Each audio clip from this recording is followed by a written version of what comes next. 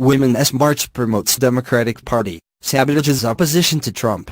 1 year after millions marched across the United States and internationally to oppose the new Trump administration and its fascistic policies, the Democratic Party organized, in the name of the Second Women's March, demonstrations designed to divert mass opposition to Trump behind the election of its own right-wing candidates in the 2018 midterm elections. Compared to last year's March, which to some extent reflected broader anti-Trump sentiment and opposition to his right-wing agenda of war and xenophobia, this year's marches were focused almost exclusively on electoral politics and the #MeToo campaign, which is using allegations of sexual misconduct to attack democratic rights. Me Too and the related Time S Up slogan dominated signs and speeches. All the major issues confronting the working class, attacks on immigrant rights, the threat of nuclear war, layoffs and stagnating wages, police violence were either downplayed or ignored entirely. The Democratic issues highlighted, including the right to an abortion and the rights of LGBT Americans, were separated as much as possible from the broader attacks on democratic rights, aided and abetted by the Democrats as much as the Republicans. Every effort was made to portray the Democratic Party as an ally in the fight for these rights.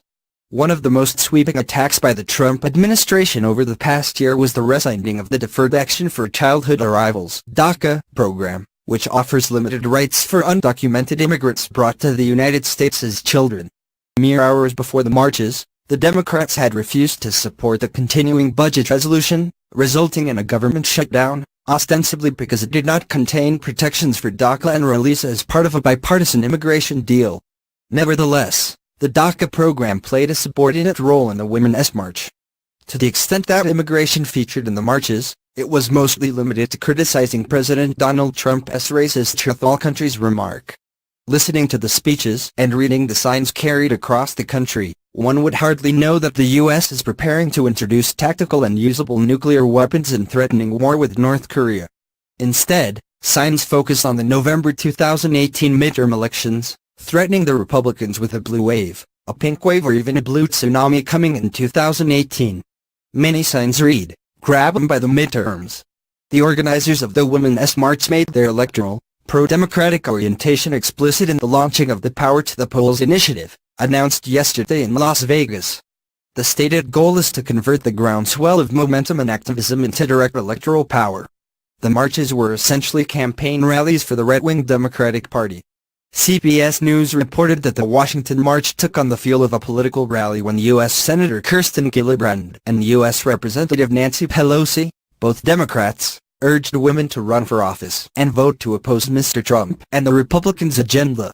CBS quoted Pelosi as telling the crowd, "We march, we run, we vote, we win." Pelosi was joined by more than a dozen Democratic lawmakers on the stage in D.C., according to the Washington Post. Representative Don Beyer used the occasion to make the ludicrous comment that if Mitch McConnell, Paul Ryan and the president were women, we would not be in the middle of a government shutdown right now. The speakers at the Women's March in different cities indicate the general emphasis on putting Democrats in office and on elevating gender issues above all others. Actresses Ava Longoria, Natalie Portman, Scarlett Johansson, Viola Davis and Olivia Munn spoke in Los Angeles, centering their remarks on the #MeToo campaign.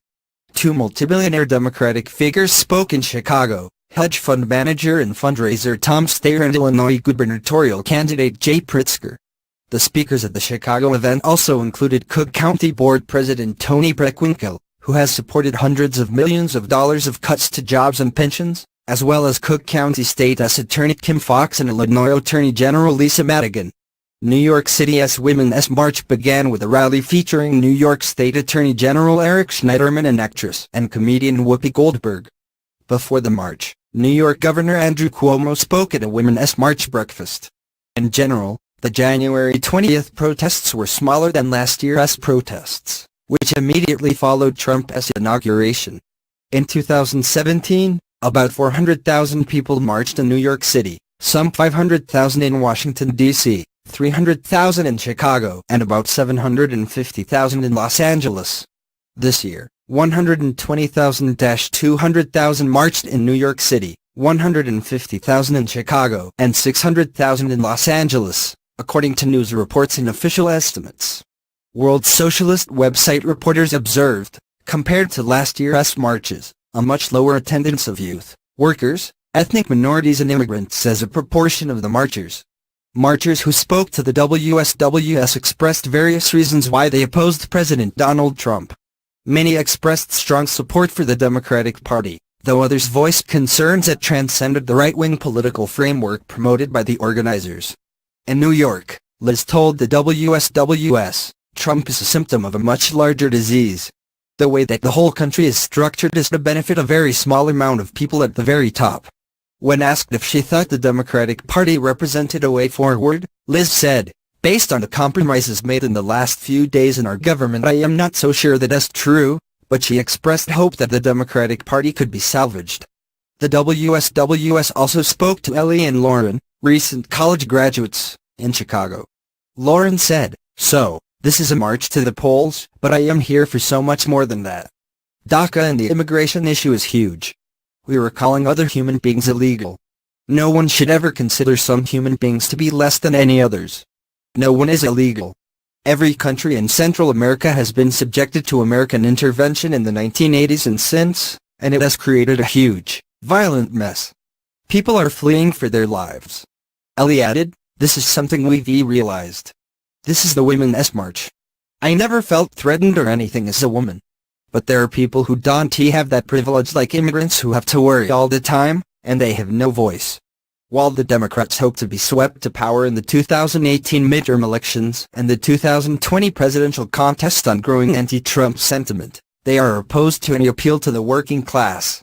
Any serious examination of the major issues fueling working-class opposition to Trump reveals the Democrats' foul role. On immigration, the Democrats have pledged to support the militarization of the border. Senator Bernie Sanders said in an interview with ABC News chief anchor George Stephanopoulos, "I don't think there is anybody who disagrees that we need strong border security.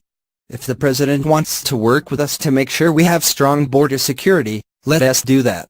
Leading Democrats joined with the Republican majority in the House last week to reject an amendment that would have placed minor limits on the power of the National Security Agency's warrantless surveillance program.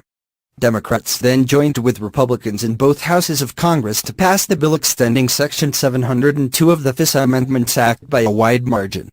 On the issue of war, the Democrats' main criticism of Trump has been his supposed softness toward Moscow. This has been the basis for the hysterical neo-McCarthyite campaign against Russian interference in the 2016 election, providing a pretext for further attacks on democratic rights, including a massive campaign to censor the Internet. A serious struggle against the Trump administration and its policies is only possible through a complete break with the Democratic Party. The aim of the Women's March was precisely the opposite.